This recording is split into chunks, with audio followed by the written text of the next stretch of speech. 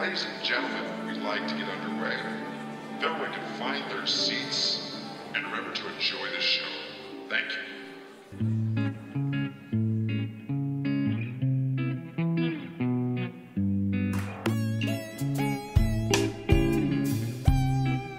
Hi. Hi. Hey, how are you? I'm all right. How are you? I'm doing great. This is a podcast called Coming of Age. Yeah. Welcome to it. That's what the name is. Yeah. This is a movie podcast. We are joined by the Queen of the Netherlands, Chase Cummins. What's up, guys? And we're also joined by, I don't have anywhere near as fun of a retort as Queen of the Netherlands, but another great person, Alan Loosbrock. Thank you very much. Hello, everyone. Hello out there. How are you out there, world? Well, it's 2018, man. New year. First episode of a podcast. I feel good about it. I'm pretty good about it. I feel very good about 2018 so far. It's been all right. Yeah. It's only been, as good as it can be at this point, you know. It's only been 3 weeks. What? All right. Well, we're gonna jump right into it. Did you see anything good this week? This week I have mainly been watching Search Party, and I finished it today. Oh, what'd you think? I love it. It's awesome. It's amazing, right? It's a crazy ass show that I did not think that's how it was gonna be. I didn't either. Completely took me off guard. I love that last shot of the last episode. You know what I'm talking about? The mirror. Yeah, that was awesome. Yeah. What the fuck? Yeah, I can't believe Michael Showalter helped make that. And he's not the sole creator, but It's awesome. yeah, it's very off guard. So spoilers abound, I should say. We should just talk about it for a minute. Are we just gonna talk about? Let's just talk about it. Yeah. Really, you want to just exclude people on our first episode who haven't seen it and just talk about All right, you're a right. show that they haven't seen whole 2 seasons and reveal everything when it's super surprising and amazing when you haven't seen it and You're you right. watch it? We shouldn't talk about it at all. Let's not. It's good, guys. Watch it. You should really watch it. It's really funny and it's also pretty fucking tense. It's really tense. It actually gets surprising amount of drama in there. And it's my new fascination now is with John Early. After watching that show. Yes, you fell in love with him. He is pretty fucking awesome though. Yeah, what'd you think of his characters episode?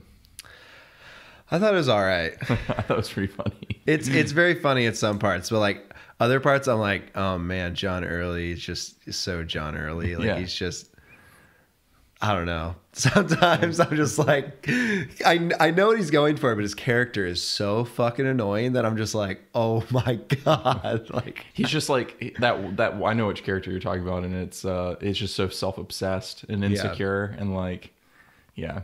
I love the joke in that though, where that he told his boyfriend that they could get married once everyone could get married, and now that that's happened, he doesn't want to get married. He thought that it was gonna be like it would never happen, and he'd never have to deal with it. I thought that was hilarious. I feel like his character in Search Party, his character in High Maintenance, and also that character that he does in the character is like the one where he's closest to himself. Yeah. They're all so close to who he actually is. He's just like making exaggerations about his own life, but like they're not that far from the truth. Yeah. I would like to think he's not quite as like insecure and narcissistic as that character is. Yeah, the narcissism. It like really hopefully he's not like that. But he seems pretty great. I feel like to be able to play it so well, you'd have to understand it, but you couldn't be it, right? Yeah. I don't know. Maybe not. I could be fucking wrong. He could be a complete douche. He's just totally sassy and like it's good. He's it's hilarious. Good as fuck. It's awesome. I love him. He was on there's an episode, I don't think you watch it or listen to it. Who Charted? I haven't listened to it, no. You know what it is though? No. Oh, it's a podcast with Kulap Vilaysack. I don't know how to say it. It's Scott Ackerman's wife. Yeah. And also Howard Kramer, who's this guy I didn't know about until I started listening to it. But they just had John Early and Berlant. Her first name escapes me. Her last name is Berlant. She's the person who like signs his book deal. That woman. Oh, okay. She's in the characters too. They're fucking hilarious together. Oh, I bet. They're so fucking funny. Their bit in the character is my favorite part when he's playing the Christian Southern mom. Yeah. Looking for her. When they're sitting on the couch smoking cigarettes, the two of them they kill me. It's amazing. I'll have to listen to that. Like, you totally should. It's absolutely entertaining. Remind me what that's called when we're done with this. I will. Because I will write that down. Well, it's so great. Oh, I can't talk about this podcast. I'm gonna talk about a podcast on a podcast. Go listen to that shit. Okay. Just listen to it. But we're gonna talk about a podcast on our movie podcast. What have you been watching? Well, let's see. I watched the new HBO show Mosaic this week, and we finished that last night. I highly recommend it. You finished it? Oh, it was only 6 episodes. Oh wow. And it's like I want to do the app because it's like a video game too, but the show is pretty phenomenal. I thought it was like it's Steven Soderbergh. Yeah. I don't know if have you seen his other show, The Nick? No. You gotta watch that. It's fucking awesome. It's Clive Owen. That's the one with the girl from Always Sunny on. No, that's the Mick. Oh no, I haven't seen it. No. Have you seen a lot of that show? No, really? I have not seen that show. No. I wonder if that show's good. I can't imagine. I like her, but I don't know if I like her outside of It's Always Sunny or not. But like Always Sunny makes you like not like her as well. Yeah, well, they're shitting on her the entire time. And then if she plays the same character outside of that realm, I'm like, what? I don't want to watch this. But that's it. Is she like that same character? She's like a shitty person, just like a troublesome person. You know? Yeah. Person. I don't know. I remember when it was coming out. I was like, oh my god. Bad. Yeah. It's like fucking getting her like falling down the stairs and shit. I don't know. Yeah. Well, back to The Nick, which is a different show and much better. How would you know? I don't. All right. But it's awesome. Go on. It's an awesome show. Yeah, it's set in the 1920s. It's about a doctor, experimental surgeon. Ooh, rough life. Rough life. Yeah, Clive Owen, fucking awesome. Okay, I do. I recognize like the poster with him and his gloves up. Mm-hmm. Yes. It's brutal, but it's fucking awesome.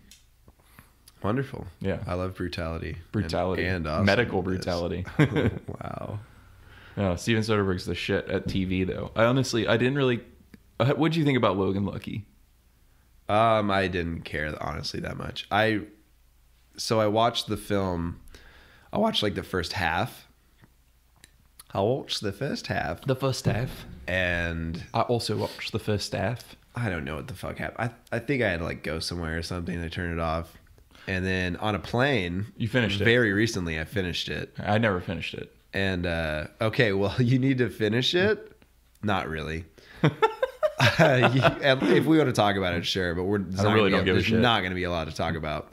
I finished it, and I was like, wow, the last half of that movie is fucking dull. That sucks. It was not. It was like, it unfolded so like, well, all right, movie's over. Like, I'm just like, that sucks. What the fuck?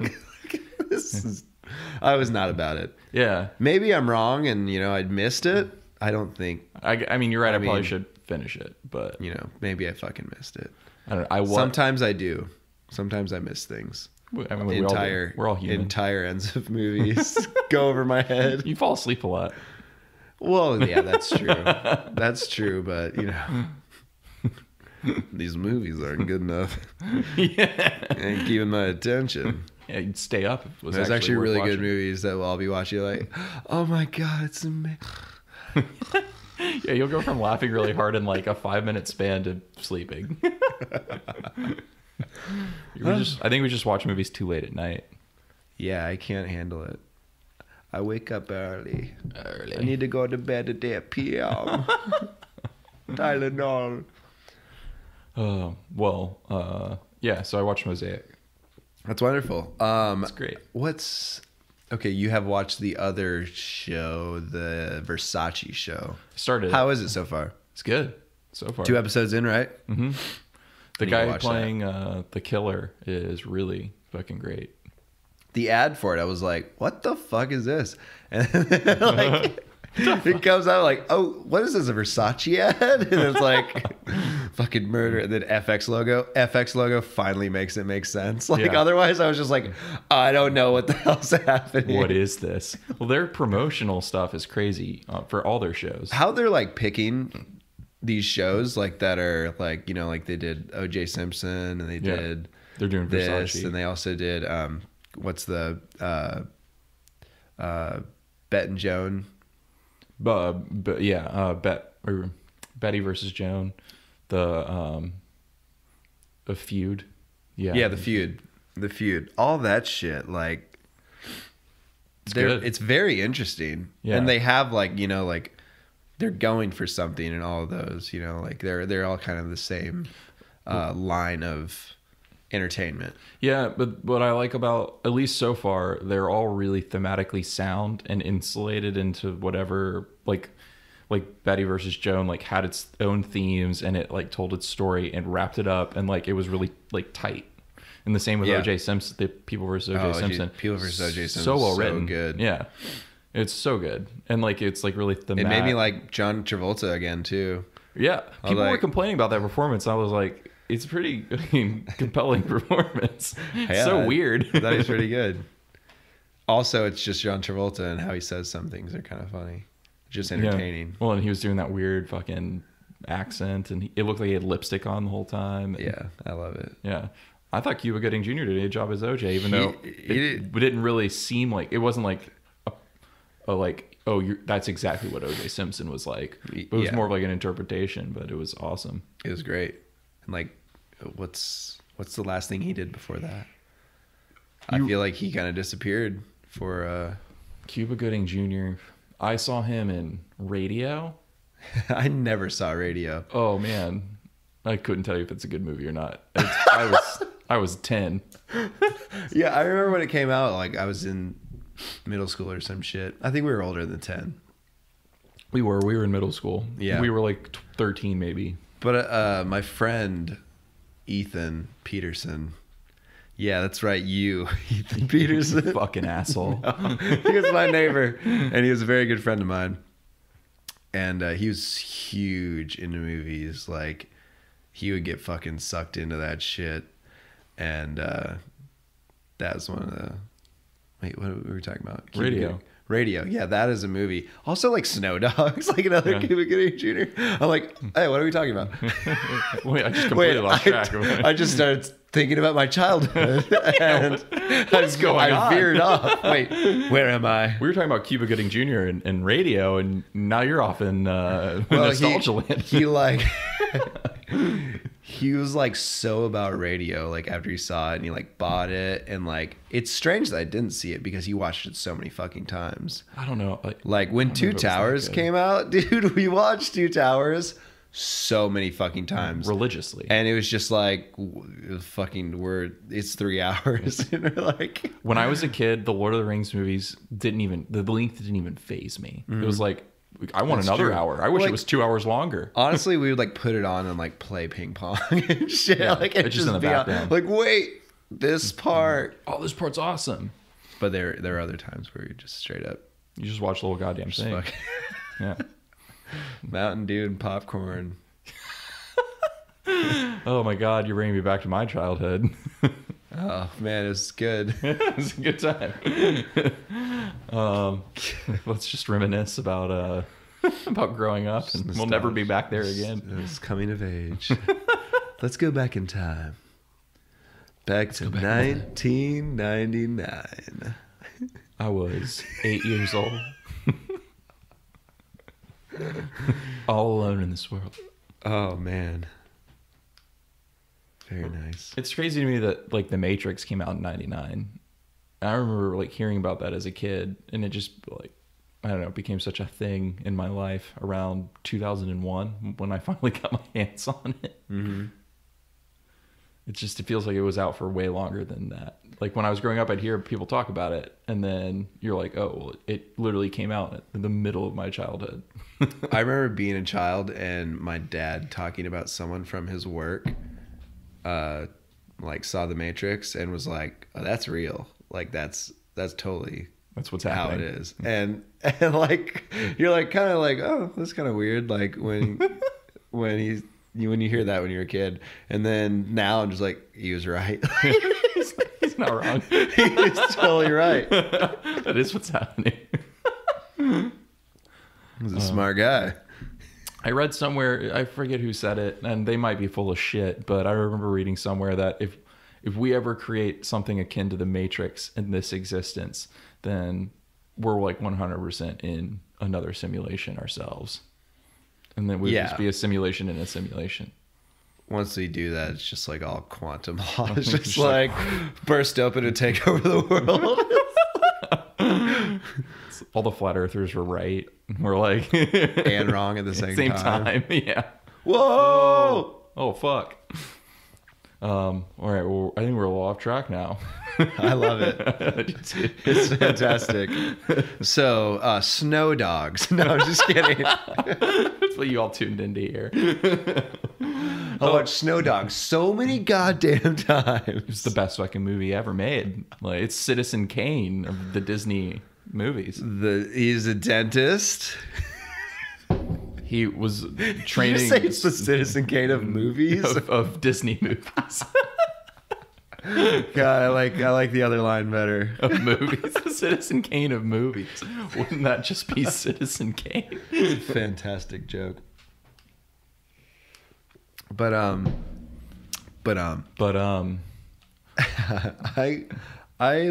don't know. I've been watching that and like the new High Maintenance, and I haven't been watching it. Goddamn anything. I watched like a lot of the award screeners, you know, and Phantom Thread. Oh, Phantom Thread was fucking beautiful. Phantom Thread was awesome. Yeah, I had a very good time. I loved in the theater. I had a fantastic experience. There was like 6 old couples and us and me and my friend Dina, and we were just watching it, and it was fantastic. Very relaxing experience. Yeah, what was your favorite part about that movie?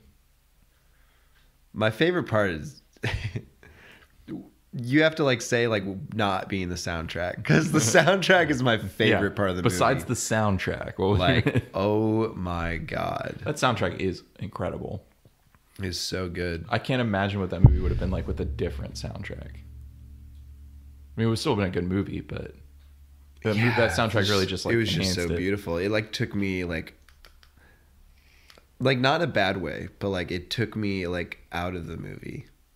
Like not a bad way at all. Like I was literally just like fantasizing about the soundtrack. Like I was listening to the music and I was like, oh my god, this is so fucking amazing. And then I would just think about the music, and then I'd be like, oh yeah, I'm watching a movie. Not that anything moves too quickly in that movie, but like it moves pretty quick. I was getting very yeah, honestly, the love like connection, I was like, wow, this is just they're there. You know, like how much time has passed? Like it was really hard to tell how much time was passing. Mm-hmm. It just seemed like years passed certain parts.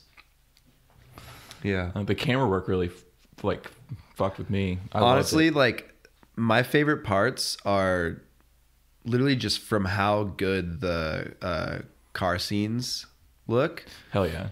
And like when he like, so I feel like there's like 1 or 2 of them before he meets her, picks her up or something. And then he picks her up, and when they're driving, it literally looks like there's just like almost like a screen behind them. Yeah. Like it looks like that old style kind of, but it looks so fucking beautiful and good. And like they just look like they're going fast as shit. Yeah, they probably were. And it's awesome. I love it so much. That and the when she cooks him dinner. Dude, I love that. Is when he's like complaining about the asparagus. Yes. Yeah. Like that whole sequence, like him walking in, and I can't remember his like, I don't know if I would say assistant, but his like partner. Yeah. Like he's like asking where she is. He's like, oh, I sent her home. Like she'll be back later. Yeah. And he's just like, I'm gonna go take a bath. Like, I'm gonna get in the bath. and then just him criticizing the fucking asparagus, so good. Yeah, that was great. You know, I like my asparagus with olive oil, not butter, but yeah, you cooked it with butter. It's so good. Yeah. Daniel Day-Lewis is like, I don't understand where that man gets that ability from. It's crazy. He's so well put together. He's so good. In every way. I don't mean that, in the physical way, even though he very much is. Yeah. I mean, I haven't seen him with his shirt off at the beach. I'm sure it's glorious. On the front of People magazine. Sure it's glorious. Daniel Day-Lewis. He's the sex symbol of the century. Lincoln. There will be blood. Oh my god. Oh my god, he's so sexy. Look at him abandon his child. Look at him abandon that boy. It's so hot. Yeah. He's sweaty as fuck. He's a fucking megalomaniac. Oh my god, I want to watch that butcher movie right now. I love that fucking movie. I never saw Lincoln. Oh, really? Yeah. It's pretty good. Steven Spielberg. I mean, honestly, I'd feel like just from the performance alone, it's worth watching.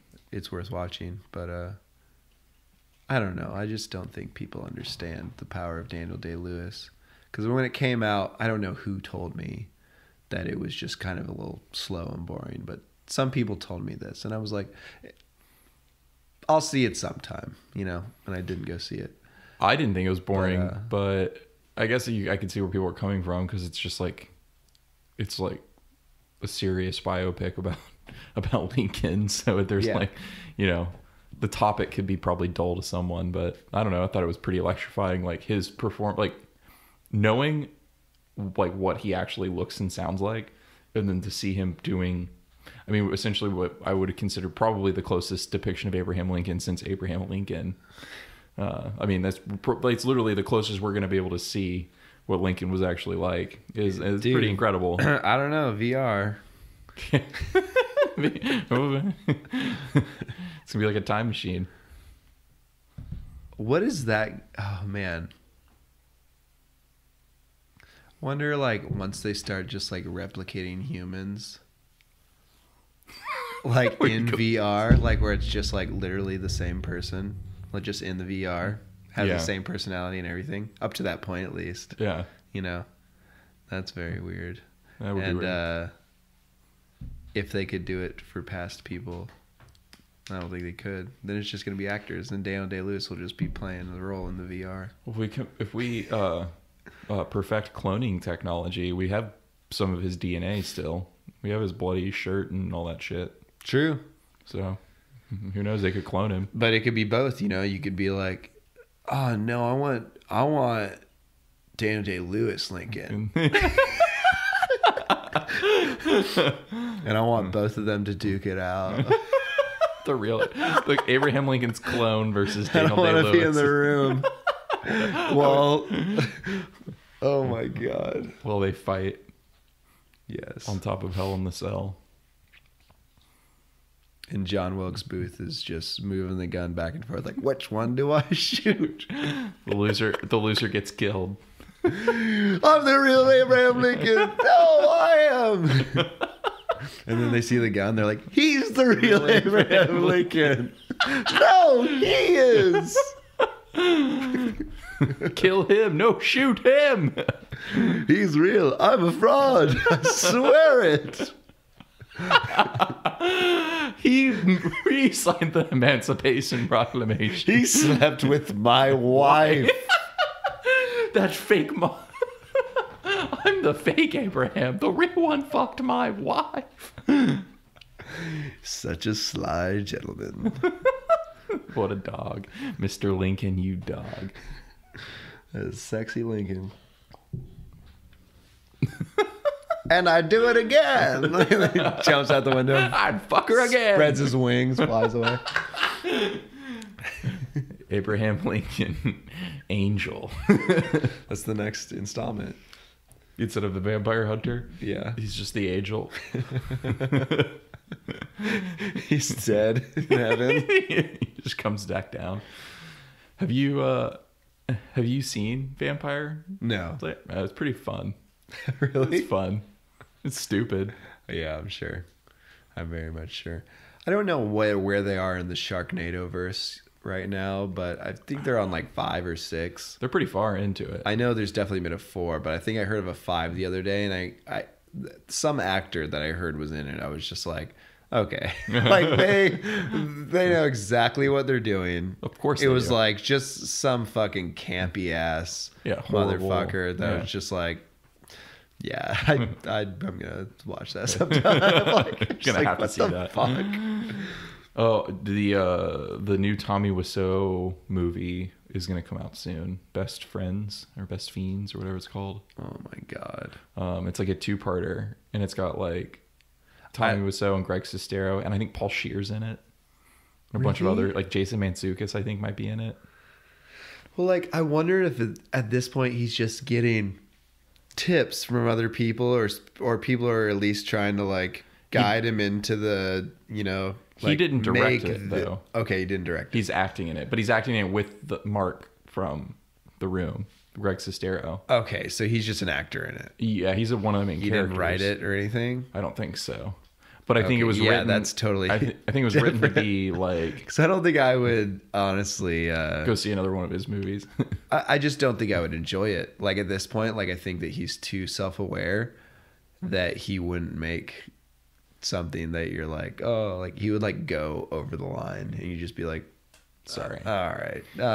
Your first attempt was. You gotta fuck this. Try to be serious, and we'll see what he works. Yeah. He poured his heart and soul into the room, and that's what came out. Like, I don't want him to just be like, his heart and soul. I could do anything. Like, just make I made a movie and now I'm famous. We just made him Italian. Yeah. Pizza guy. I can't do anything else. Motherfucker. The only accent I know. That's so good. Well, let's talk about this movie. Yeah, let's do it. This is fucking awesome. So we watched a movie called The Adventures of Buckaroo Banzai Across the 8th Dimension. Snap for while you can, monkey boy.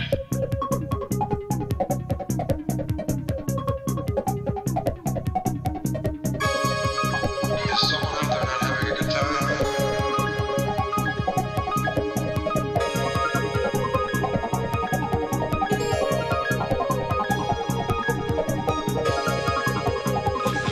Sounds like fun. And it was fantastic. It's as fantastic as that fucking title.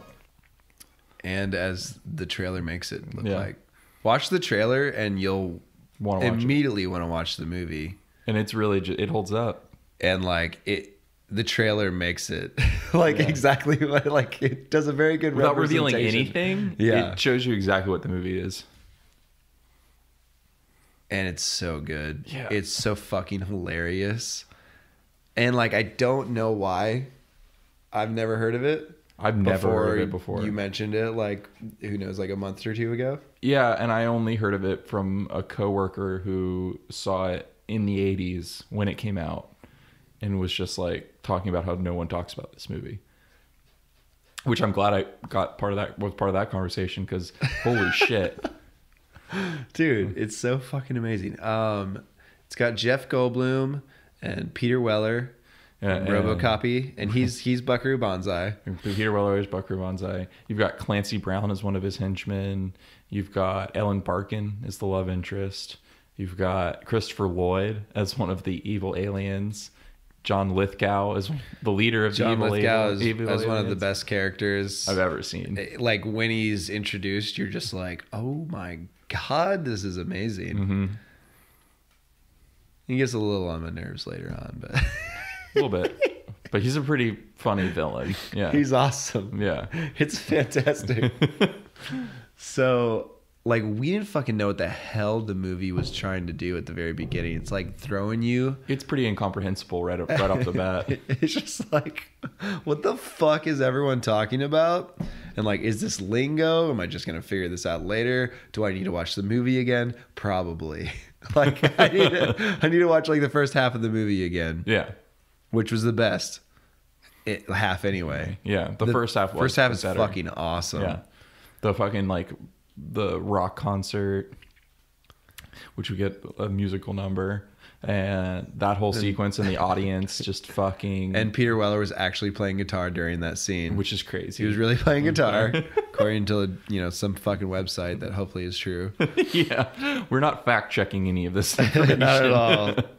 This is a kudos to you if you did it. That's pretty cool. I don't even remember his guitar part, but it was like 10 notes. He like played the solo and then he stops and he's like, everyone having fun out there?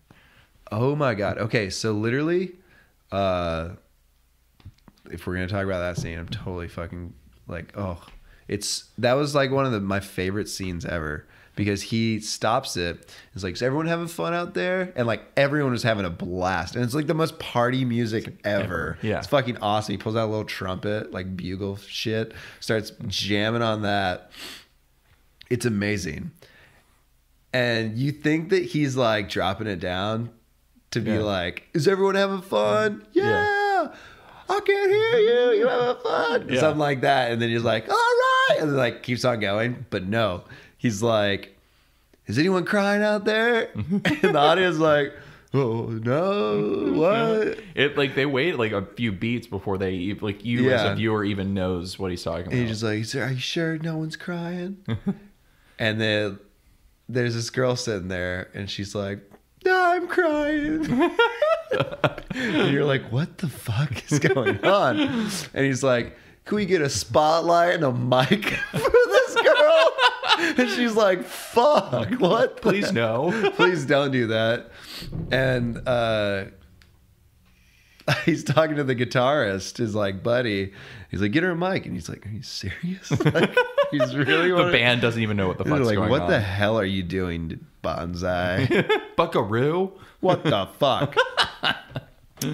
So they get him, and he's like, why are you so unhappy? Or so? I don't even remember what the fuck he says at that point to her. But she's just talking about her problems, how she's penniless, and like, yeah, she's done with this city, and she might as well just end it all. She's down to her last nickel. Yeah. He was like, what's your name? What's your situation? Kind of like, he was just like prying in front of an entire crowd of people. Yeah. And then you find out she's lonely, and he's like, you're lonely? Okay. I'll play you a song. Plays this piano song, like sad as fuck, totally different. And the band's even like, what the fuck? Like, they're like, what do we do? Like, what? We don't know this song. It cuts in the middle of the song to one of the band members going, this is weird.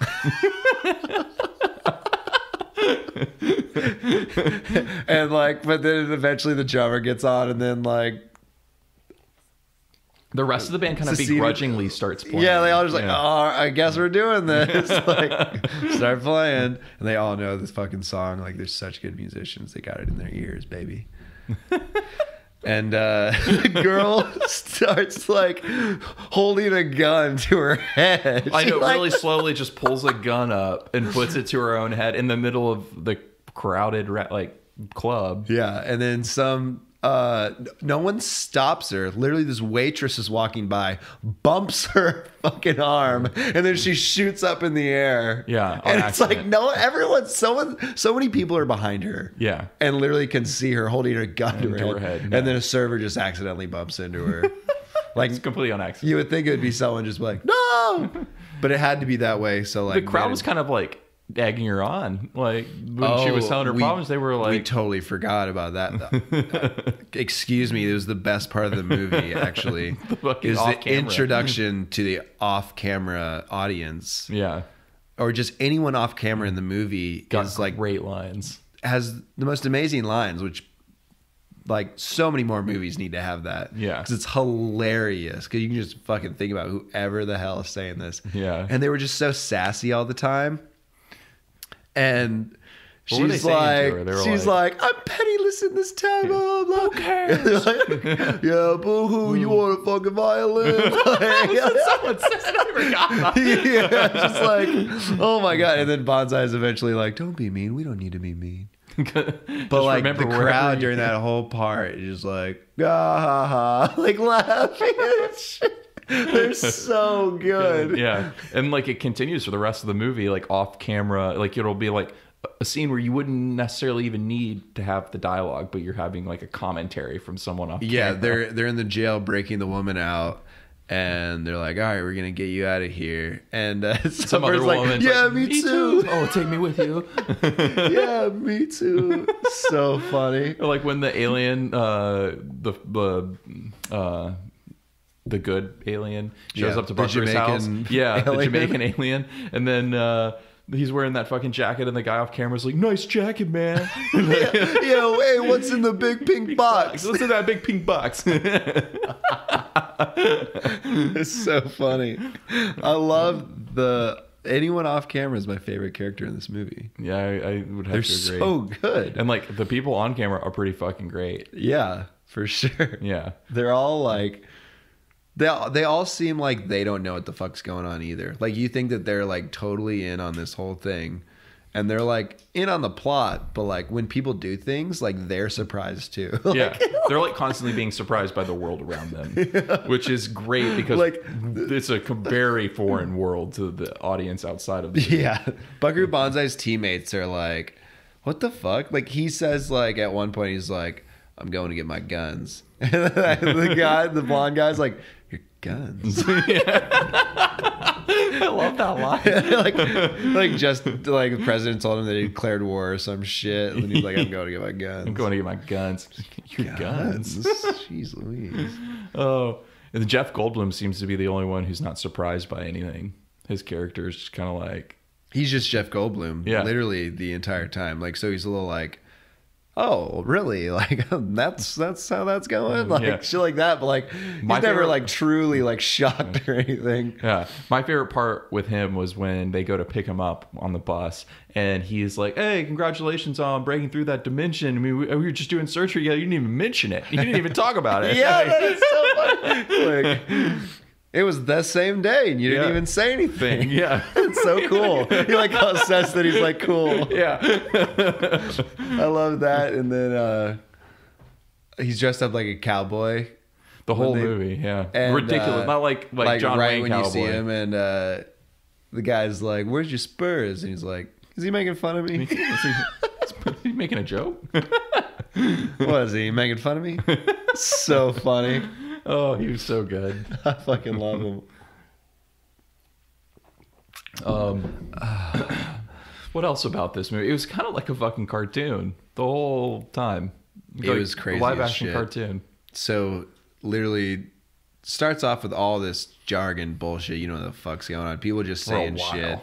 And then Buckaroo Banzai fucking shows up, gets in this fucking Ford pickup truck with a fucking jet on the back, jet engine on the back of it. Yeah, and he starts going super fast. They're like, he's gonna break the sound barrier. And there's a really cool shot with the desert in his visor of his helmet. So and it looks badass. fucking amazing. It looks so cool. Yeah. And then so he's supposed to cross this finish line or something. I don't know exactly, but he veers off at the last second. And everyone's like, "Oh my God, Buckaroo Banzai, this guy." They're like, the car's gonna explode, man. You gotta turn around. And he's just like, "Fuck you, I'm driving." Yeah. He didn't say a damn word. Drives straight into a mountain wall and then breaks through into the 8th dimension. And there's just like a bunch of like weird ghosts, like fucking like it looks like fucking neurons and electricity, and then there's like weird ghosts. You're like, what the fuck? It was very bizarre. My question is, what happened to the 4th, 5th, 6th, and 7th dimension? Why were they jumping in? They never really like it was just the 8th dimension. It just sounds good. I guess. The 4th dimension sounds good too. I'm not complaining. You think I'm the not fourth complaining. dimension sounds good? The 8th dimension, guys. It's the 8th dimension. Fourth? Come on, man. Jeez, this is Buckaroo Banzai, man. You can't be going to the fourth dimension. He's going to the 8th dimension. He does everything. 8th dimension. He's a neurosurgeon. He's a rock and roll star. He's a samurai. Okay, when he's doing the brain surgery at the beginning, Jeff Goldblum was just explaining that, like, I got so deep in there and I started like blah blah blah blah, and then at the one point I just didn't know what the hell I was like doing. It's like what he says. He's like, at a certain point, everything in the brain just kind of starts to look the same. You're a neurosurgeon. What are you saying? Yeah. And then he goes to pull on something, and Buckaroo is like, "Don't pull on that. We don't know what that's connected to." That's what he said. Just like, what the fuck? I love it. that I couldn't recommend that movie more. It's so fucking amazing. It's hilarious as shit. Yeah. The part where, okay, so like I don't even know how they like find that girl afterwards. After she's sad and lonely, and like take her in or some shit. I don't know what the fuck happens. I can't remember. She goes to jail and they break her out, or they like get her out, and then they go. She goes. That's when she goes to jail. Yeah, she shoots the gun in the air. She shoots the gun, and the most believable thing about the movie, they actually brought her to jail afterwards. Yeah. And she's in a fucking like skimpy fucking nightgown, like with pink dress, hot pink, yeah, nightgown, and like has all these fluffy like cushion, like blankets, like fur blankets or some shit in her jail cell. They made her look as sexy as they could possibly make her look in a jail. Like it was kind of strange, very weird. Yeah, she's especially up against the wall. Like, yeah, you don't see anyone else in any of the jail cells. No, they didn't show you. There was like one of his like partners was walking down the hallway, and then some guy sticks his hand out and he literally jumps. Yeah. It's like he was surprised that there was someone actually like an extra in the cell, like the actor was. That's what it seemed like to me. Yeah. Like it was a genuine shock. But then so they take her back to the house where they all like fucking hang out or whatever. It's like their home base. Yeah. Because I guess Buckaroo Banzai in this universe is like famous. It's like seems pretty obvious that he's like a renowned world figure or something. Yeah. It's like James Bond, but a celebrity and like a musician, like famous musician. Yeah. like a jack of all trades kind of. He's everything. He's like a neurosurgeon and a scientist and a particle physicist and a rock and roll musician, and he knows karate, and he's like a superhero, kind of like a spy. I don't know. He was everything. He was literally just like everything. Anything he needed to be, he was. Yeah, exactly. And then some. Like the neurosurgery part only was in the intro. It never came back. Yeah, it never came back. It wasn't even necessary for him to be that. It could have literally started with him doing the car test, but they start with him doing surgery on that has no bearing on the plot whatsoever. Except to introduce it's just to Jeff show Goldblum. like he's like fucking smart as shit, yeah, and he does all this shit. Does it all, baby. Leonardo da Vinci. But so it's like, I don't know. It's kind of weird because they like leave her like alone. Like they're like, you like the other girls like nobody goes back there. She gets really like threatened with the when boys. She sees her. Yeah. And what's her name again? The actress's name? Elle Barkin. Elle Barkin's like, what the fuck? Like, what the hell? You gonna just like fucking leave me out here? Like you can't hang out? And he's like, listen. She's like, she goes, what am I even doing here? What? Who am I? She goes, who am I? She's like freaking out, laughing. Who am I? Like crack on the door. Who am I? He's like, you must have had a twin sister at some point, and I married that twin. Yeah, and she's dead now. She's no longer with us, and that's not a thing anymore. And now you're here. Yeah. And that's all I'm gonna say about that. Well, like first he didn't even say the twin sister thing. He literally says, "You remind me of a woman Did he? that I used to know." And she says, "Was she very beautiful?" And he goes, "Forgot about that. She's queen of the Netherlands." Which we laughed so hard too. That was so good. Because it's like, what are you talking about? The Queen of the Netherlands? She was the Queen of the Netherlands. What an amazing line. Was she? And you're like, was she really the Queen of the Netherlands? Or like, is that a thing? Is in this that universe? just a compliment? Like, I don't know. Like, I don't even know if the Netherlands has a queen. I don't even know. If Yeah, that's I don't a thing. know. Yeah, I don't know at all. And then you find out that it's like her twin sister that died that she didn't even know about. Well, And was you're it like, her twin, or was it he just? you're saying like, that? why was Queen of the Netherlands brought up? you're like waiting to find out if it's really the Queen of the Netherlands or not, because it very well could be. He's Buckaroo Banzai. Yeah. Well, the second after he tells her, I was married to a woman who just looked exactly like you, and she must have been your twin. She's just like, oh, why didn't you say anything? And she just like tries to kiss him like immediately. Yeah, she's just like, oh, like, oh, why didn't you say so? I'm just gonna kiss you now because you look like my dead wife. You married my dead twin sister. Well, that I didn't know. I really, are they even twins? Like, or is he just saying like you must have a twin? I took it that like he literally did say like she had a twin or some shit. Like I took it like at face value, honestly. But like maybe not. Maybe not. I don't know. I don't think it truly matters. I don't really think because it obviously doesn't matter. They didn't mention it again. But it seemed like in the realm of possibility with this movie. Like I was just like, yeah, I believe it. Yeah, I completely believe it. Yeah, and he just knows. I know. I get it. He just knows. Yeah, and it's like the same thing like with this podcast. Like if you died, and then I met someone else who was your secret twin that you didn't know about, I would not start podcasting with them. So why are you kissing this woman, Buckaroo? And why is once she finds out that you married her secret twin, she's just completely okay with like having a romance with you? She's like, oh, you find me attractive. Well, I mean, shit, he is Buckaroo Banzai. If Brad Pitt was like, I used to know a girl who looked just like you, and I want to fuck you, yeah, and I liked her a lot, and you're just like, okay, I'll take that. I'm down. Whatever. Whatever. It's okay. It's totally cool. You don't have to hang out with me. Oh, that was just one facet of the movie, though. There's so much other ridiculousness going on. Like the clothes were crazy. Clothes were awesome. So awesome. The part where he licks his hand and puts the formula on the Japanese guy's, the scientist's head, and it just shocks like a little him. spark. And then it's like tattooed on his printed. forehead. Yeah. He's like, give me the formula. And he just licks his hand, puts it on his forehead, a little electricity shoots out, and then it's literally tattooed on his forehead. I was like, well, what? Yeah, what the fuck?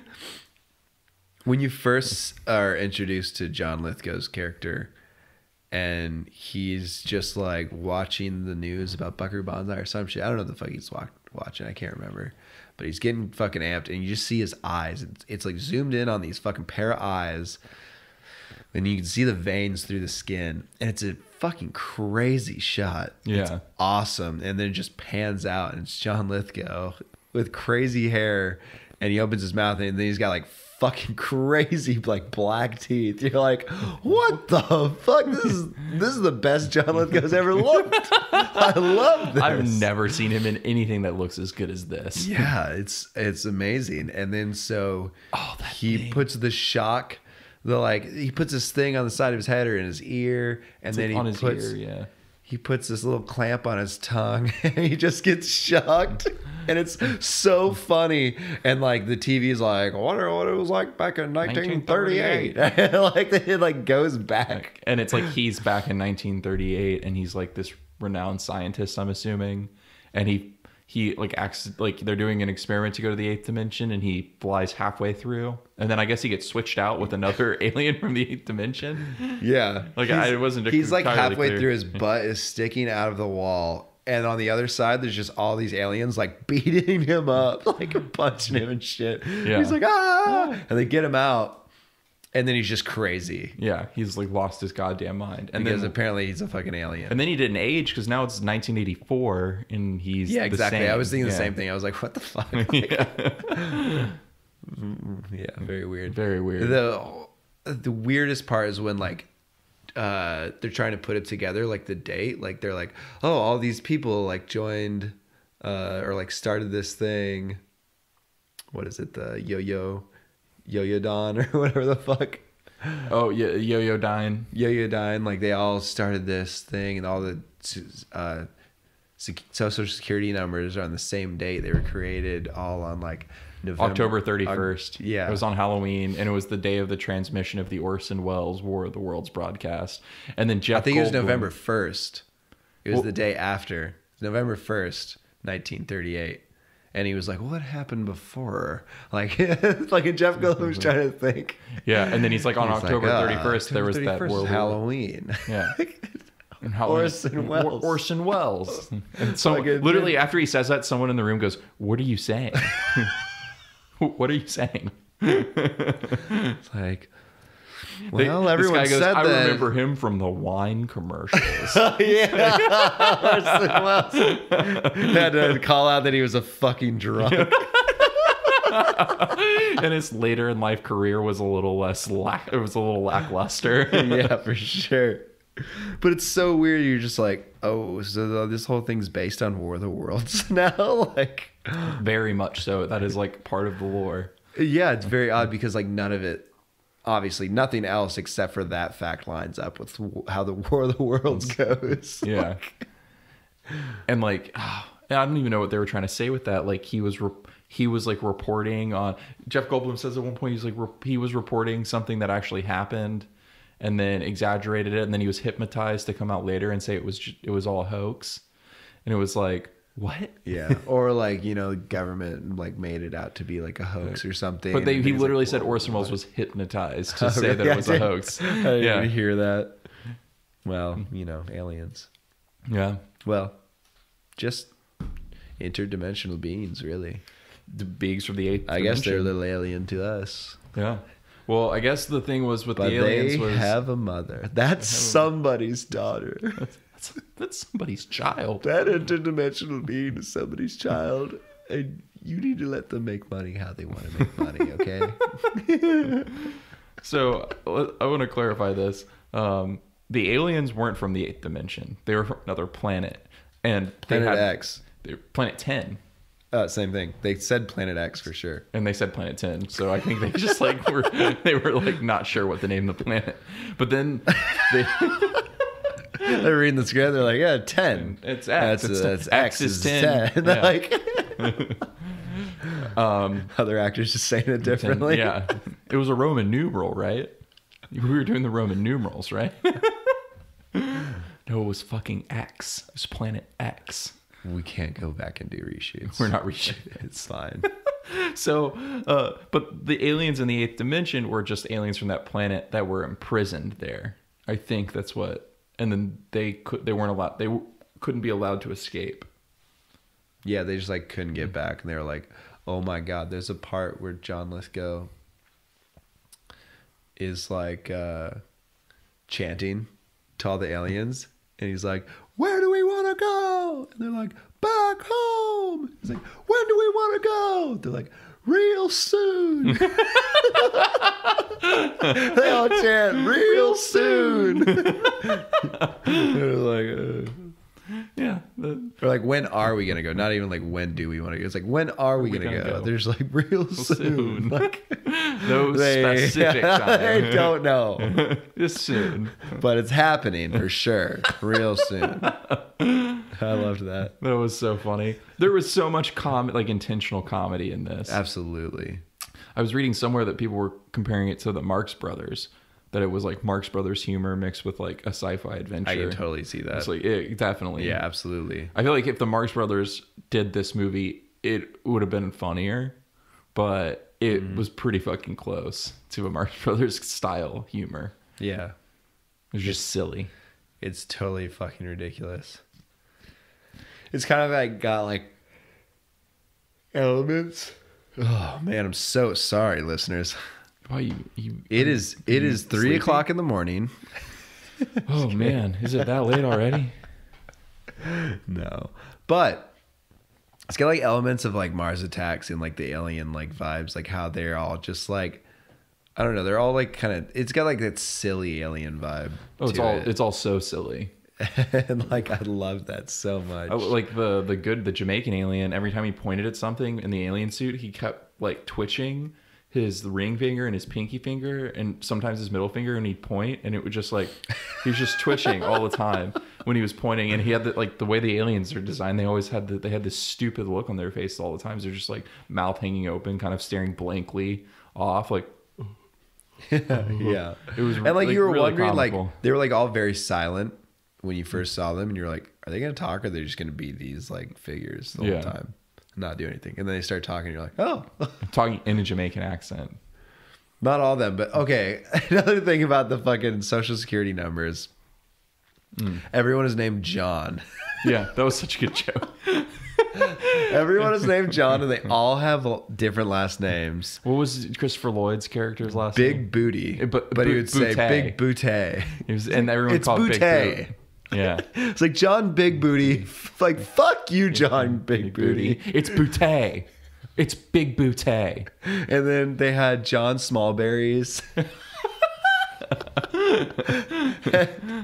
And oh my god, there was also John Yaya.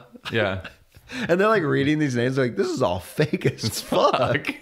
They're all named and John. then someone else is like, no, there's John O'Connor and John Wilson. It's not fake, like, because there's a couple normal ones. Like literally, there's John Big Booty. Like, yeah, this can't be real, guys. They show the list for a second. I honestly want to get like, I need to get like screen capture that. Yeah. There's so many names I didn't read. I read like 3. I was just like, oh my god, yes, for sure. It's like John Fish Shine or some shit, like crazy shit. I honestly shit. John Shithouse.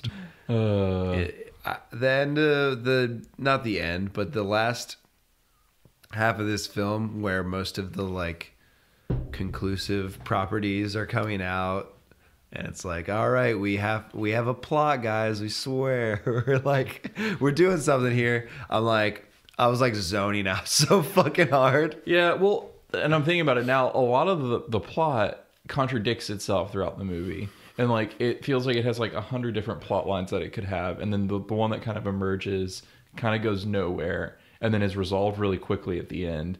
And it's mostly just like an excuse for all these like great sequences with the characters, like just the characters doing crazy shit. Yeah, just like a lot of action sequences, and like, oh man, those guys are strong. And yeah, well, like the little kid, like that whole last sequence felt like a great like way to just get that kid to carry an AK-47 around shooting at aliens and like delivering some of the fucking best lines in the movie. Yeah, that guy's like, whoa, now calm down. What you got there? Is that real? He shoots that shit. You're like, oh, fuck. And what does he say to him? He says something. It's so sassy. That kid was so sassy. Yeah, I don't remember. But the things like that, was like the whole movie just put you like set up situations for there to be moments like that. Yeah, that was like where the plot was so secondary to just like experiencing the film, and it's just like Buckaroo Banzai and his fucking colorful band of followers doing hilarious, ridiculous shit and saving the world. Like it felt like a comic book. It felt like a fun comic book. Like there were no real stakes. Yeah, and someone's actually holding a fucking Marvel comic book of Buckaroo Banzai in the movie. And I saw Marvel, but after it went away, I was like, did I just see Marvel? That was a Marvel comic? Like, did they get Marvel to like sign off on this shit?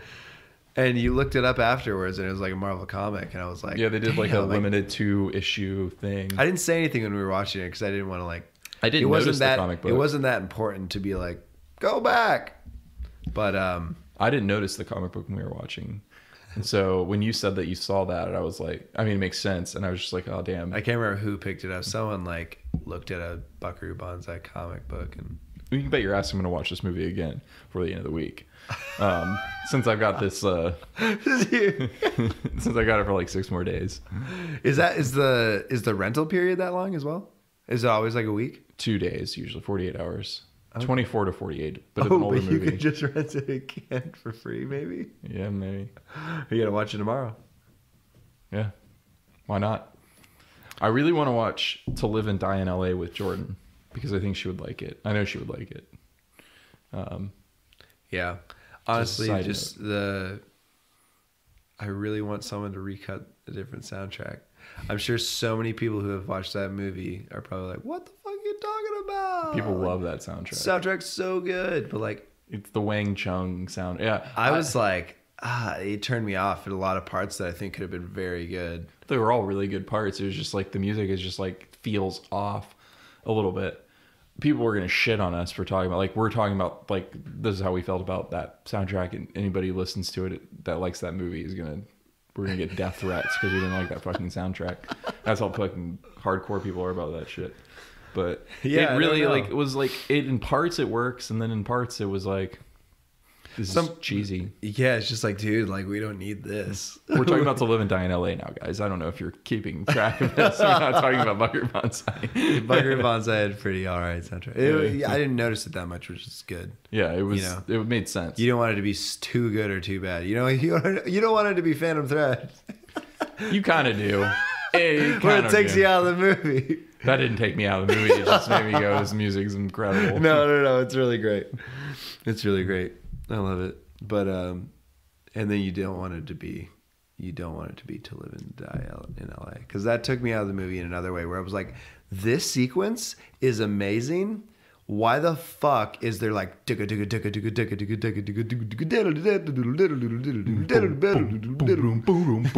you're like, no, this is like super tense and dramatic and awesome, and like the soundtrack's not at all. Well, so Friedkin loves that soundtrack, and the director of that movie.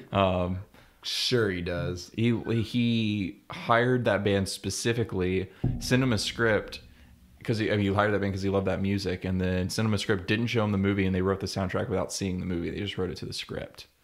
And then yeah, and then the title song, To Live and Die in LA, which is that cheesy To Live and Die in LA. Like, it was like, this isn't fit this at all.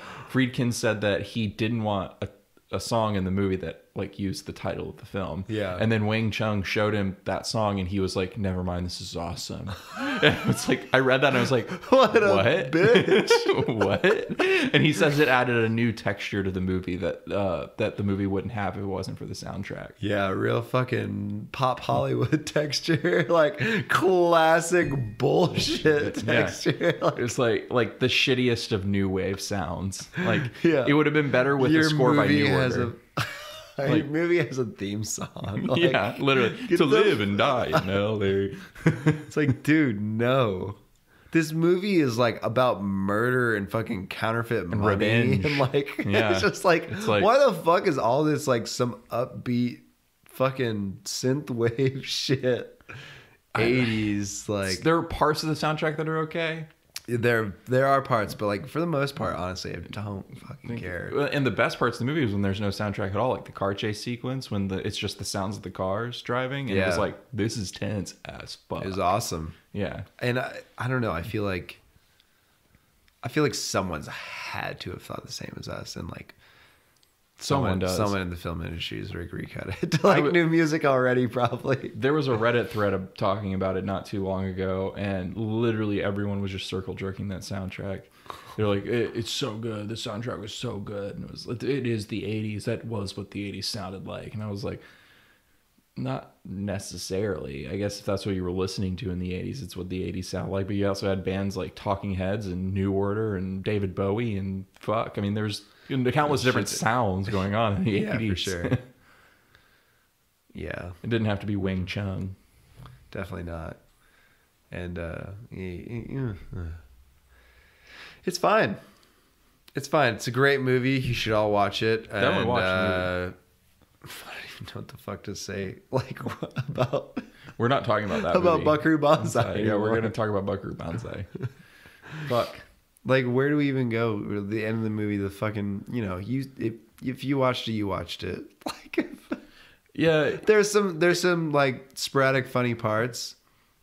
Okay, so like, there's not really like we can't talk about the themes of the movie. There wasn't really a theme. It was mostly just like there wasn't anything like serious you can pull away from it. It was just a fucking fun movie. It was very fun. Very 80s. It was fucking ridiculous. Like, I want that film to be my new, like, Christmas family movie. Like, right? Where it's just like, all right, let's all watch Buckaroo Banzai. It's tradition. Yeah. And like, we have to. And you just put on Buckaroo Banzai and open gifts. Yeah. Like, with your family, like, listen to that. Wait, everybody goodbye. This is my favorite part. This is when the audience boos that fucking poor bitch. That crying bitch. Yeah, I got a violin for you. Who cares? And then we'll just be like, yes, I love you. And then that theme comes in. The you're like, oh yeah, this is my favorite song ever. The trailer is literally just the end credit scene, which is so awesome. That and might be one of my favorite parts of the movie. The one line from the president is like, "Hey, the president called. Do we? What did he say? Something about Russia." He wants to know. He wants to know what how if the things with the aliens resolve themselves, and if we just need to destroy Russia. And yes to 1, no to 2. Say yes to destroying Russia or number 2. It says yes to destroying Russia or number 2, which is the funniest shit. That line is so funny because it's like, is he confused too? Like, you're like, what confused. The fuck is happening? The movie was so confused, but in the most glorious way possible. Like that line, like someone had to have been high as fuck and wrote that line, and they're like, look, dude, this is gonna be the line. And someone else who was equally as high was like, holy shit, that's amazing. Yeah, that's exactly what happened. Well, the writer, the guy who wrote it, said it took him like years to write it, and he would write 100 pages and then put it in a drawer and then start over and write a completely new movie. And so there's literally like 7, 8 like half movies he wrote. God, I want to see the outtakes of all of every single script. And they're all different. They're all like massive like overhauls of the plot. And then he took a break on writing it to write New York for Martin Scorsese. Oh, really? Yeah, which I would love to watch now that I know that. After seeing I've never seen New York. It's one of the few Scorsese movies I've not watched. Nor have I. And it's his only musical. And it's Robert De Niro, I'm pretty sure. Really? Yeah. Wow. Did not know about that. Yeah. They parody it in It's Always Sunny a couple times. Apparently. I've heard. Dan Jopling was obsessed with it when he took a Scorsese class when we were in college. And he came back and he was like, have you seen New York? And I was like, no. And he goes, It's Always Sunny in Philadelphia. Parodies that movie exactly.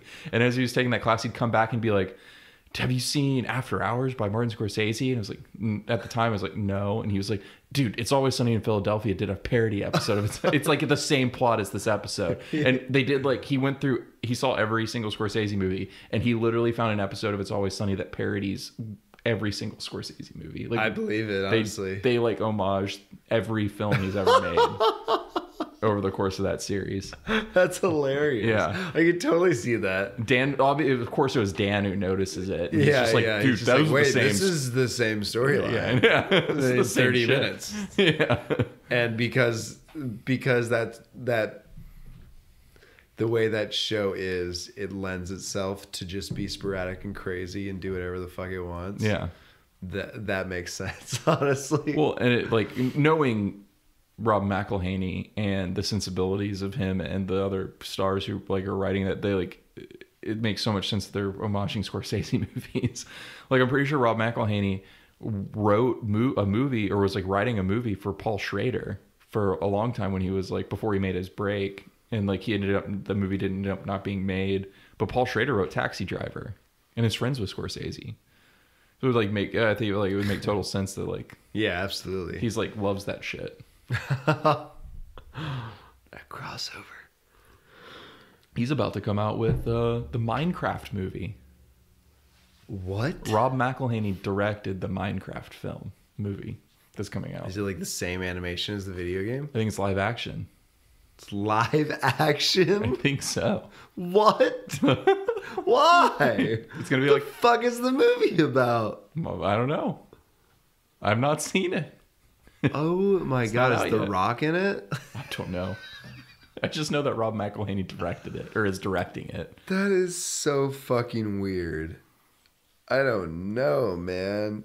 Like when people that are so cool that you respect because they're just fucking hilarious and like good writers go on to do like big ass tentpole movies where it's like, I'm directing a fucking video game movie where the plot is undefined and I had to figure out a script. Yeah. Like, and you're just like, why? Like, why are you doing that? Why the fuck?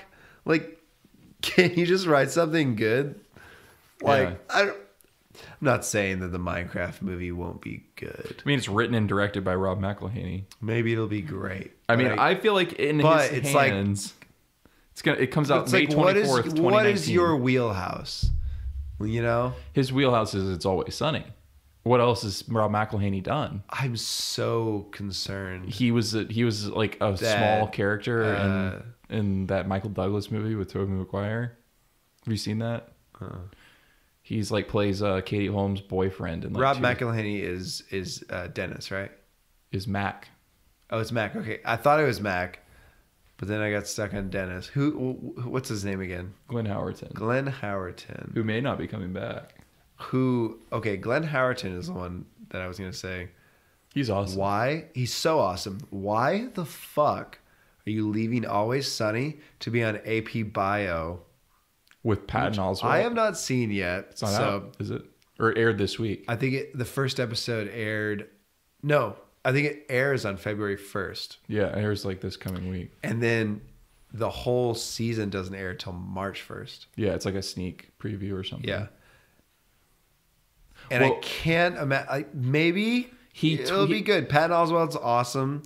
Not in like film and TV though. The showrunner of that show is someone who's done something awesome. The guy who wrote AP Bio is supposed to be somebody who did something awesome. I just like called out Patton Oswalt on film and TV. I hope like this podcast doesn't take off. I think yeah, and then he's on here and he's like, I heard you fucking criticize my movies, you motherfucker. If we have Patton Oswalt as a guest, I'm really gonna just well, not just even if it fucking takes off at a minimal base, like, yo, these guys talk shit about Patton Oswalt. I mean, I did. I'll take all credit. Yeah, you take. I'm not criticizing him. I wasn't a King of Queens fan, but I like most of his stuff. Patton Oswalt was on that. Yeah, he's the main character. A main, not the main. I was like, yeah, no, it's Kevin James. Yeah, no, who's amazing, by the way. Kevin James, please come on our podcast. We love you. Hitch was an awesome movie. Yeah, you should have won an Oscar. Yeah, I don't know what the Academy was thinking that for sure. And it's like, can we get Will Smith an Oscar already? Like, I mean, for real, way overdue. Like his performance in Bright is maybe the most like revelational thing I've ever seen. Revolutionary. Revolutionary. No. We got great lines from him out of that movie, like fairy lives don't matter. I didn't watch that movie. I saw the trailer and I showed you, and then you watched it. I watched a quarter of it and turned it off because it made me so mad. That's not a true timeline. What I just said. It's a pretty accurate one. But there was a time between me showing you the trailer and us talking shit, and then for some reason, what was that day like when you decided to watch Bright? Oh, let's see. I had 2 glasses of wine and 4 glasses of whiskey. It was 1:00 in the morning. Jordan had gone to bed. I was probably stoned. And I literally I had done a a bit of crack. Smoked a little crack. And I had this like tab of acid sitting in my freezer that I hadn't done yet. So I took that and then looked in the cushions, see if I could find any spare dimes, nickels. Yeah, I needed a couple bucks. I had to go to the store and buy some like chocolate and cigarettes. Bought some Spam and cigarettes. Yeah, and actually ended up not getting cigarettes or chocolate. I got milk and honey, and I just mixed them together, and it was pretty delicious. Damn, it's like the fucking promised land. Yeah, and then up in here, and then I got on Netflix and I saw Bright was posted. And you're like, well, life's amazing, so this is the time that I need to watch this terrible movie. I was like, I'm stoned. I've been drinking all day. I'm high on crack. I've dropped acid maybe an hour ago, and I've been drinking milk and honey. Why not? Yeah. Why not? It was perfect moment. Yeah, I get that. Yeah, and then I hated it, and I considered committing suicide for a minute. Yeah. The milk and honey just went out the fucking window. I puked. And it's just like immediate downfall, like fucking buzzkill Will Smith. Oh, I had no more buzz afterwards. They know they call him Buzzkill Smith.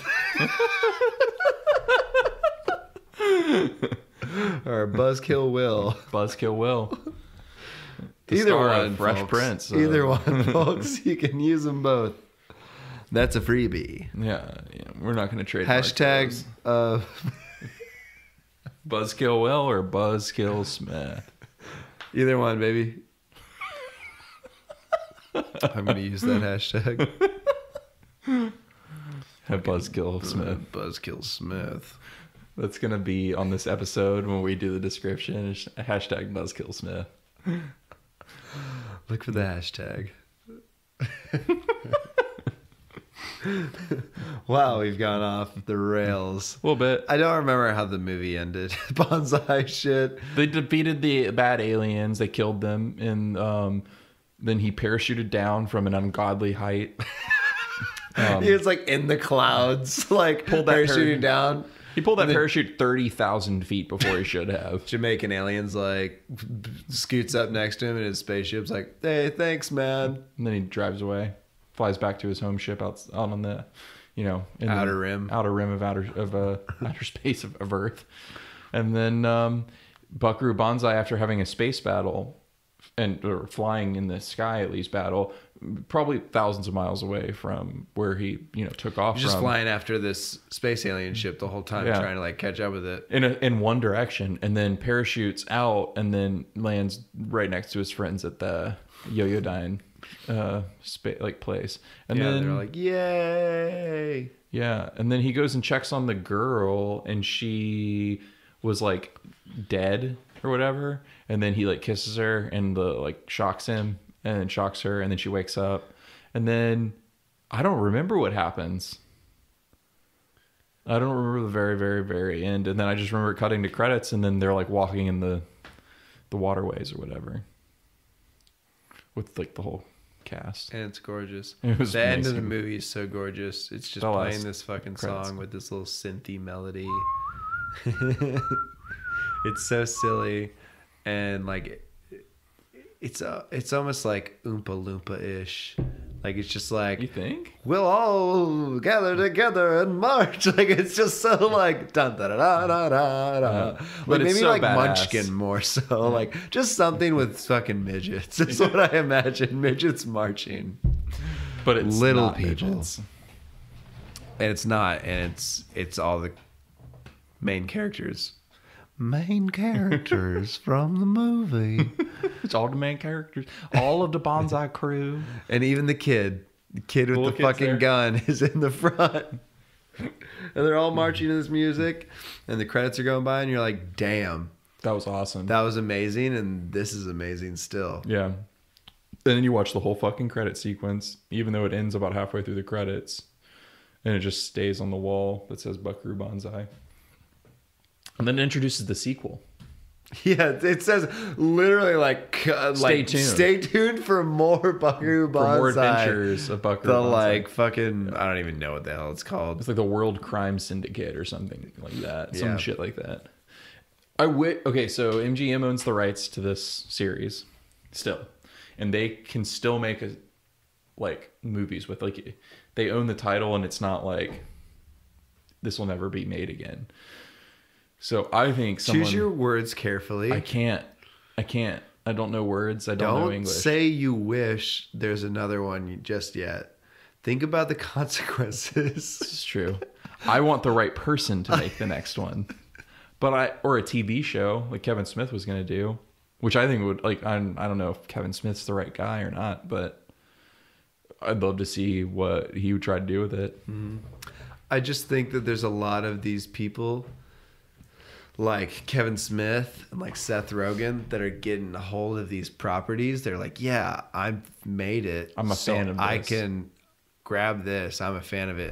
And they're going to let me make another thing. And then they put all their friends in it. And then they make it their own. And you're just like, this isn't even the fucking thing that I liked. Yeah. It's just another thing. Yeah. It's just like a fan made. It literally looks like a fan made thing. Yeah, like Preacher. Yeah, Preacher is, oof.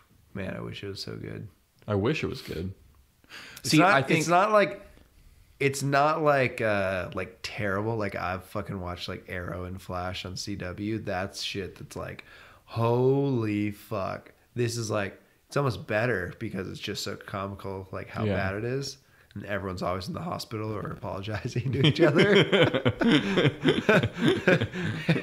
But on Preacher, it's still kind of like people are just apologizing to each other all the time. Like the drama aspect is just so heightened that you're like, I don't feel the drama. It just seems like bullshit. And you should really just be making fucking badass characters that are doing badass shit. Like the fucking comic. I read the comic and it's awesome. Yeah. It's crazy as shit. Well, I think so like the way like Noah Hawley adapts shit, I think is like a good way to like it focuses on a character and theme, and it's like really tightly written. Like it's like he like changes his style too to like wrap around that. Yeah, to wrap around like the way it's thing. written and like the material. And I mean, Fargo is a fucking great show, and it's adapted from source material where if a lesser fucking person was trying to make that shit, it would be a shadow of the movie. Whereas the show, it just expands it. I can't imagine anyone else making that show well. No, I can't either. It's so good. Third season, if anyone's watched it, it's a little, it has its issues, near the end. It's got its issues, but it's still pretty good. Like it's still very, very compelling and entertaining. Yeah, it had its moments where I was like, "Holy shit!" Yeah. And then Legion's amazing, and he like captures a comic book character that's really difficult to adapt. But then you like, I feel like, there's time travel in the next season. What? They've already announced it. I didn't know that. Yeah. Then, the next season comes out in like a month. I think it comes out in April. Oh, is it 2 months? Yeah. Well, it comes out in a month then. Yeah. I don't know. I don't know what comes out in a fucking month. Westworld. Be end of February, beginning of March. Wow. Whoa. Wow, that's crazy. Westworld. Anthony Hopkins. He ain't dead yet. He's still alive. Hey, is he a robot? I don't think so. I don't think he's a robot either. I was just checking. But I think they killed a robot version of him. But wait for the twist. But there's a twist. I'm calling it right now. Everyone's robots. Everyone's a fucking robot. Even the fucking people you don't know are robots. People running this shit's robots. Robots run the world. There are no people left. That show's awesome. We all robots. I won't say anything until I watch the second season. About the first season? Yeah. You didn't like it? That was all right. Oh, I was entertained. But there were things that had some issues. Of course, there's parts, but there's things. But I thought it was like a fun puzzle. Like I felt like it was a puzzle. I like that shows that like make me feel like I'm trying to solve something. My favorite part was James Marsden. What a great actor. He's amazing. He doesn't play the same character in every role at all. No, it's not. Sometimes he's a dick. Sometimes he's a sweetie. He's one or the other. That's it.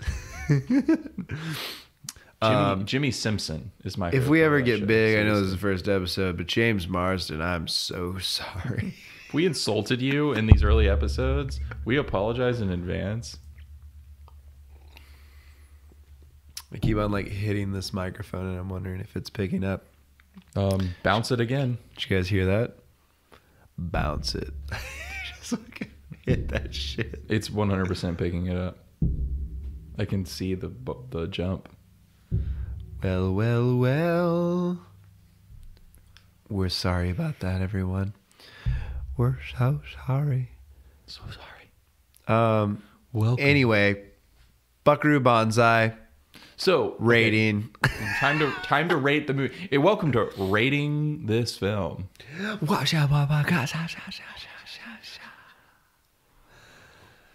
Well, All right. What do you? no, Chase. What do you think? You know what? What do you deserves? think? What do you think this movie deserves? Oh, in man. your humble brag opinion. My humble brag's opinion. Well, I think it like maybe 9 out of 12 cowboy hats. Or if we want to go with the more traditional rating system, we can do 4 out of 6 ionizations. Ooh. Those would be my that would be the way I would rate Electrically charged kisses, perhaps? Mm-hmm. Yeah. This movie's worth about 4 out of 6 of those. Yeah. The first half of the movie is literally fucking 100% fucking amazing. I would concur. Love it. Once it gets into a little bit of we actually have to deal with this plot, that's when you're like, I don't care so much. And I don't think you really do either, but you had to make a movie. So you can't, You can't leave the audience hanging completely with like a story because it's 1984 and it's people not a aren't fucking woke yet. Frank Zappa movie. Yeah. Like where you're just like, hey, It's not do 400 you want to motels. feel like you're at 200 motels? 200 motels, that's what it's called? 200. Yeah. I mixed that with the 400 blows and they're feel very like you're on different movies. acid? Yeah, I didn't know this. He never did drugs. I don't know, maybe he smoked a joint or some shit back in the day, but he's He very made he's shit very that's so- he's anti-drug. Well, he was. That's crazy. He was. Because Yeah. I feel like he was like a poster child of LSD culture. If you watch some interviews with Frank Zappa, there are some parts of him some things he says that you go, you thought that? You felt that politically? That's crazy. You're like, what? I'm so confused by you now. Yeah. It's a little strange. But I'm surprised. hey, I'd give this fucking 0 fucking Spurs. There ain't no Spurs. There ain't no Spurs in this What, are you bitch. trying to make fun of me? Was he making fun of me or something? You ain't got no Spurs. How can I take you seriously? It ain't got no Spurs, but it didn't need Spurs. It's got all the vigor, all the fucking jokes. I'll give it fucking 1,000 out of 1,000. Oh, Fucking just off-screen portrayals of human. Like the percentage on that is just like, oh my god, it's the best character. Like nominated for an Oscar is the audience in the fucking the fucking background. the background, just the audience, off-camera audience. the off-camera audience, and especially the audience during the rock and roll. rock and roll scene is literally the best scene. It's like my new favorite scene of all cinema. I love the way that scene starts, and it's the oner, and it's following them coming through the hallway, and then it follows Peter Weller as he goes into the club, and then it's all the neon, and he's just dancing around, and he's like looking, he kind of looks back at the camera, and he looks so slick and so fucking like, I don't know, cool. He's so hip. I don't know. I love the way that shot goes, and like takes him all the way through the crowd, all the way up to the stage, and he just looks so fucking effortlessly cool. I love it. It was a great way to start that scene. Ugh. And then you're like, oh my God, are we about to get a musical number in this bitch? It's so good. I'll give it 7 out of 10 fucking Ford F-350 jet engine combos. Dimension traveling cars. Yeah, for sure. All right. Well, there you go, guys. That is what we think about Buckaroo Banzai. So what do you think about it? I hope you enjoyed this. And I hope you've seen that movie. And if you haven't seen that movie, go on Amazon Prime, on your app, on your Roku, on your PlayStation 4s, on your Xbox 1s, on your Nintendo Switches, whatever you got. You're streaming videos from. Or, fucking literally buy it. Just fucking because buy the you movie. might just fucking want it. I want it. I want to own the movie, and I want to show everyone. I definitely want to show more people. I just want to play it every 6 months. Just be like, all right, doing it again. We're watching Buckaroo Banzai. This is my favorite movie. For this year, I think it might be my favorite movie. And we're 3 weeks into the year. Honestly, it's so fucking fun.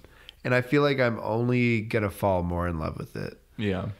I definitely am probably going to fall more in love with it as I watch it more. And I'm already love it. It's like Vampire's Kiss. It's like one of those things, like I don't know. I don't think it beats Vampire's Kiss so far in my book. Vampire's Kiss is my favorite movie. That might be a perfect perfect movie, though. That's a perfect movie. But it's very, very close. And it may get closer. Yeah, we'll see. We'll see. Only time will tell. Are we ever going to do Vampire's Kiss on this podcast? We're absolutely going to do Vampire's Kiss. We're with Austin, right? With Austin. He's hostile Austin. Hostile Austin. Hostile Austin. Get your ass over here. Awesome. Can't wait to do that movie. I love it so much. It's gonna be a long episode. That's gotta be episode 300. I'm just kidding. That's like 6 years of podcasting. That's a lot of episodes. See if we stay consistent. See, in 6 years, how consistent can we be? Yeah, right. It's gonna be like episode 20. We're like, all right, let's fucking do it. We're hungry. Fucking hungry for Vampire's Kiss. I need to do it. And we'll do another one later. But anyhow, hey, we love you guys so much. Thank you for listening if you're fucking listening. Yeah, thank you. Thank you, fuck you, thank you. If you made it all the fucking way down here. That's cool. It'll only get better. Yeah. Give us 90 minutes of your life. Maybe. And we're going to get better. We need your input. No, we don't. We're going to do our own thing. Please just calm down, sir. Sir, calm down. Stop yelling. The person in the car next to you thinks you're a freak. You're an absolute monster. You are a monster. They hate you. Nobody likes you. They go want to you work. To die. Do nothing. That's all you do. You go to work, you come home. Yeah. You're uninspired. You're not a cool person. We love you, though. You're still part of this world. We'll take your OnePlus analytic. Analytic. +1 to analytic. We'll take that +1 to the analytics of this podcast. Oh, look. Someone listened from New Jersey. Hey, we don't give a shit if you make it to the end. If you click play once, we get the listen. So, tell your friends. I don't know if that's make some clicks. I don't know if that's true. It is. Well, all right. You heard it here first. Everyone needs to start a podcast. Yeah, if everyone had a podcast, this world would be overrun with podcasts. Yeah. It'd be great. It'd be fantastic. All my friends need podcasts. We all need to have a podcast. We all need to speak our minds, too. Me, this whole show, didn't speak my mind once. I didn't tell you the truth. I didn't tell you any of the truth. It's all fucked. It's all fucking fake. The things that I think in my head, I couldn't even fucking begin to tell you. I'd be arrested. I'd be arrested if you knew what I was thinking on any given moment. Can't do that. Yeah. Not in this world. Not in this lifetime. Maybe the next one. Hey, maybe on the next episode. Yeah. That's a new world. New day. New order. New week. New life. New strife. New strife. Hey. Thanks for listening to Coming of Age. Thank you for listening to Coming of Age. Before we close out, do we want to make an announcement before our next episode? Or do you want to do like a mini episode release? We're still figuring this all out, guys. So, what about the next movie? Yeah, the movie we're gonna watch. So we can give people a heads up so they can watch the movies. Hell with us. no. You just give them no warning whatsoever. No, not at all. Okay, it's fine. Listen, if you see the fucking podcast title, which is the fucking movie, Name of the movie, yeah, and you haven't seen it, just fucking go watch it if you want to listen to our shit. And if you don't want to watch it, just listen to our shit, and it won't really matter if you've seen the movie or not. You probably will a little bit. You won't know what the fuck we're talking about, but I need to still listen. I need to stop cussing so much. I'm sorry, everyone. Why? Everyone's so uncomfortable now. We just yelled at them. That's what they tune in for.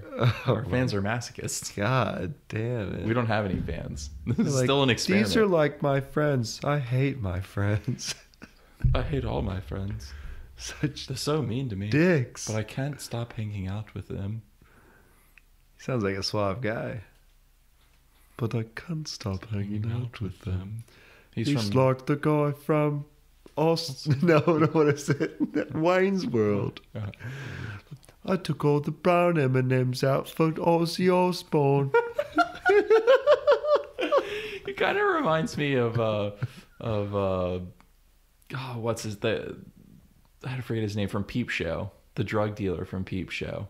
I have no idea. Have you ever watched that? Yes, but I forget his name. It's just one of the two characters, right? It's their drug dealer. Oh, okay. He's got a funny name. They call him it's like something Hands. Everyone's screaming at their fucking... You're like, we know what it is. I know, you fucking idiots. I fucking hate you. You don't remember his name? God damn it, I love that show. Chill out. I bet you've never even seen With Noel and I. Sorry. You know what? I bet you've never even seen fucking Buckaroo 8th Dimension Banzai Boy. If you're listening to this and you haven't listened to it, then we hate you. Also, get fucked. Get fucked. Right.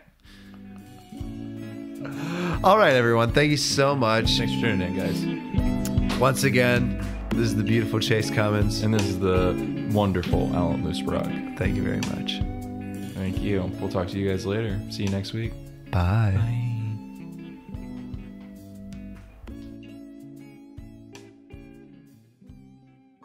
Discussion? What discussion?